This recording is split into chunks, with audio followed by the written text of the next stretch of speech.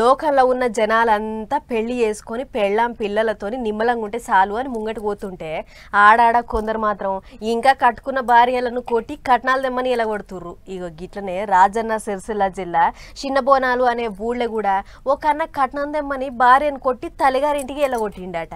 మరి వెళ్ళిపోయిన గా ఇల్లాలు ఏం కోరుకుంటుంది, ఎందుకు గీ పంచాది అవుతుందో ఒక్కసారి చూద్దాం బార్రి. ఈగ గీడ కర్రెబట్టలేసుకొని నిలబడ్డది చూడుర్రి. గీయక్కనే చేసుకున్న భర్త ఇంటి ముంగట ధర్నాకు దిగింది. సిరిసిల్ల జిల్లా చిన్నబోనాలు అనే ఊళ్ళో ఉండే గోస్కుల పరశురాములకు మల్కాపేట ఊళ్ళో ఉండే గీ కీర్తనక్కకు 4 ఏళ్ల కింద లగ్గమైందట. ఇక లగ్గం వెళ్ళి వారం అయిందో లేదో ఏమాయే మీ ఓళ్ళు ఇస్తామన్న కట్నం తేకపోతివి అని నారా రౌసు పెట్టిండట. అంతేకాదు కట్నం తెస్తేనే ఈడుండాలే లేకుంటే లేదని కొడితే ఏగలేకపోయి అవ్వగారింటి కాడ ఉంటుంది. అయితే మరి ఏం ఆలోచన చేసుకుందో ఏమో గాని పెళ్ళప్పుడు ఇచ్చిన కట్నం తిరిగి ఇయ్యాలే అని భర్త ఇంటి ముంగట లొల్లికి దిగింది.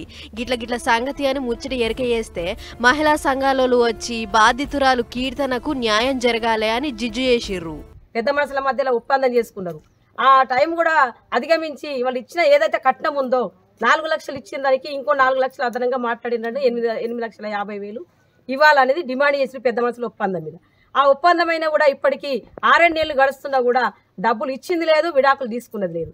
వాళ్ళని అక్కడనే అమ్మాయిలను వాళ్ళకి నాన్న లేడు, అమ్మాయికి వాళ్ళ నాన్న లేకుండా వాళ్ళకి ఎవరు లేరు, వారసులు లేరు అని వాళ్ళని ఇబ్బందులు పెడుతున్నారు ఈ పరశురాములు. ఏంటిరా పెద్ద మనుషుల సమక్షంలో పంచాది పెడితే పెండ్లప్పుడు ఇచ్చిన 4 లక్షలకు డబ్బులు ఇచ్చేటట్లు ఒప్పందం చేసుకున్నారట. ఆయన కూడా రేపు మాపు అని బొంకుకుంటా కోట్ల చూసుకుంటా అని దాటేస్తున్నాడట. గట్లంటే కుదరదు, ఒప్పుకున్నగా పైసలేవో ఆమెకి ఇచ్చేయాలే. గీ బొంకుడేందని మహిళా సంఘాలు అండగా నిలబడి ధర్నా చేస్తున్న కీర్తనక్కకు సాతిచ్చిర్రు.